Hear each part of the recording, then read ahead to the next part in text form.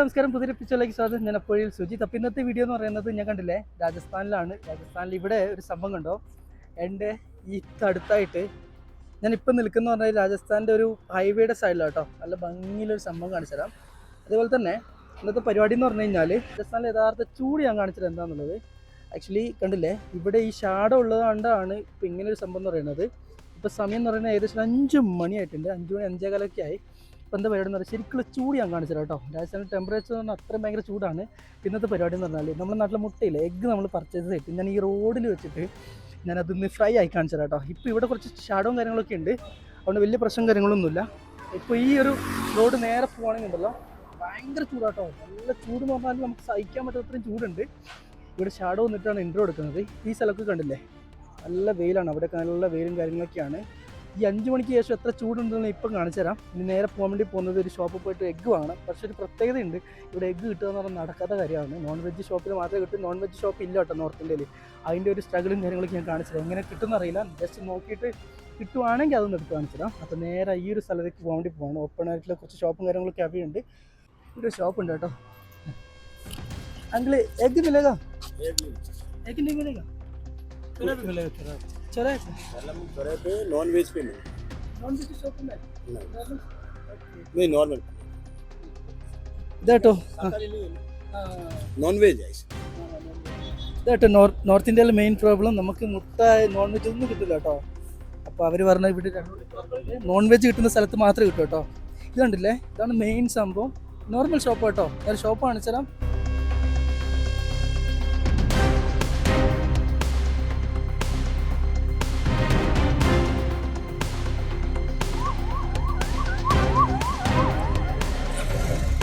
ചെറിയൊരു ടൗണിൽ വന്നിട്ടാട്ടോ ഉള്ളത്. ഇവിടെ ഒരു ബീവറേജ് ഉണ്ട്. ബീവറേജിൻ്റെ അടുത്തുണ്ടോയെന്ന് അറിയില്ല. നമ്മുടെ നാട്ടിലൊക്കെ വെച്ച് നോക്കുമ്പോൾ ഒരു മുട്ട കിട്ടുക എന്ന് പറഞ്ഞാൽ ഭയങ്കര സിമ്പിളായിട്ടുള്ള കാര്യമല്ല. ഇവിടെ നടക്കില്ല കേട്ടോ. ഇവിടെ ഏത് ഷോപ്പ് നോക്കിയാലും മുട്ട എന്ന് പറഞ്ഞാൽ വെജ് എന്ന് പറഞ്ഞ സാധനം കിട്ടുകയില്ല. നോൺ വെജ് കിട്ടുന്ന ഷോപ്പിൽ മാത്രമേ കിട്ടൂ. ജസ്റ്റ് നടന്നു നോക്കട്ടെ എവിടെ കിട്ടുമെന്ന്. നമ്മളിപ്പോൾ റോങ് സൈഡ് പോയിക്കൊണ്ടിരിക്കുക. എക്സ്ട്രാ ഫോൺ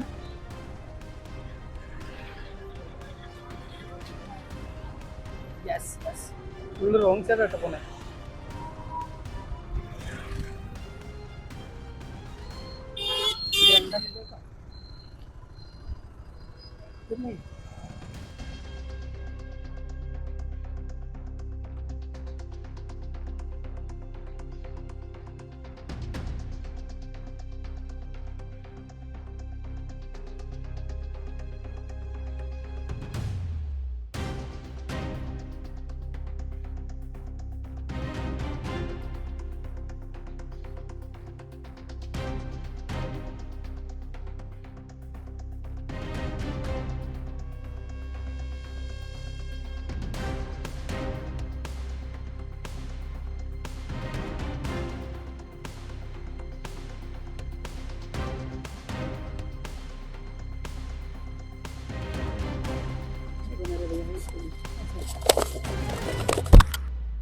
ഫൈനലി കിട്ടി കേട്ടോ. ഞാൻ ഒരുപാട് നേരം നടന്നിട്ട് അവസാനം സംഭവം കിട്ടി.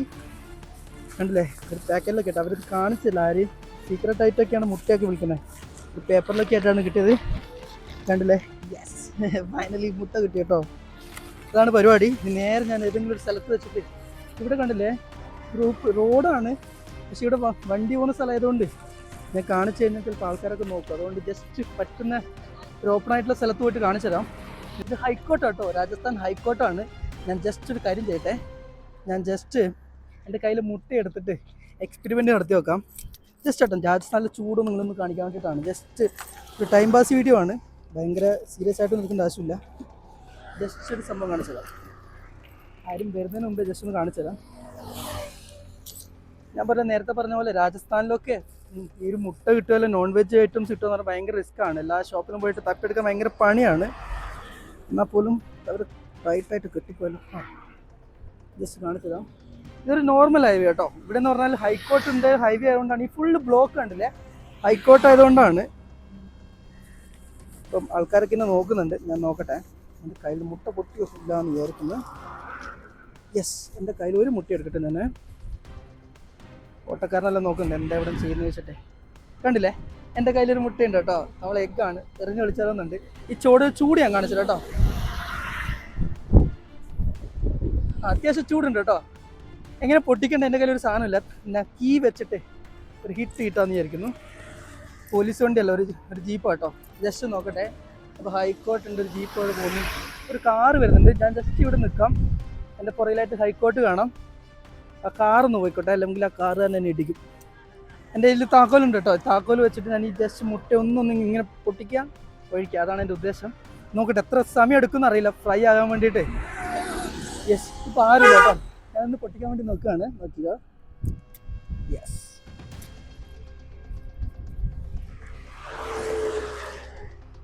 നോക്കട്ടെ എത്ര സമയം എടുക്കുന്നേ. ഭയങ്കര സർപ്രൈസ് കേട്ടോ, ഞാൻ പറയില്ലേ, ഭയങ്കര ചൂടാണ്. ഞാൻ പറയില്ല അത്രയാവും, ഭയങ്കരമായിട്ടൊന്ന് കുക്ക് ചെയ്ത് വന്നിട്ടില്ലെങ്കിലും ജസ്റ്റ് ഒന്ന് നമുക്ക് മനസ്സിലാവും അത്രത്തോളം ചൂടുണ്ടെന്ന്. അപ്പോൾ ജസ്റ്റ് എക്സ്പീരിയൻസും കാര്യങ്ങളും നടന്നു കേട്ടോ. ഞാൻ ജസ്റ്റ് ഒന്ന് നോക്കുമായിരുന്നു എങ്ങനെയായിരിക്കും എടുക്കാൻ പറ്റുക എന്നുള്ളത്. കുറേ നാളായിട്ട് ആഗ്രഹിക്കുകയാണ്. ഉച്ച സമയത്ത് ഒരു മണി 2 മണിക്കൊന്നും ഇറങ്ങാനേ പറ്റില്ല.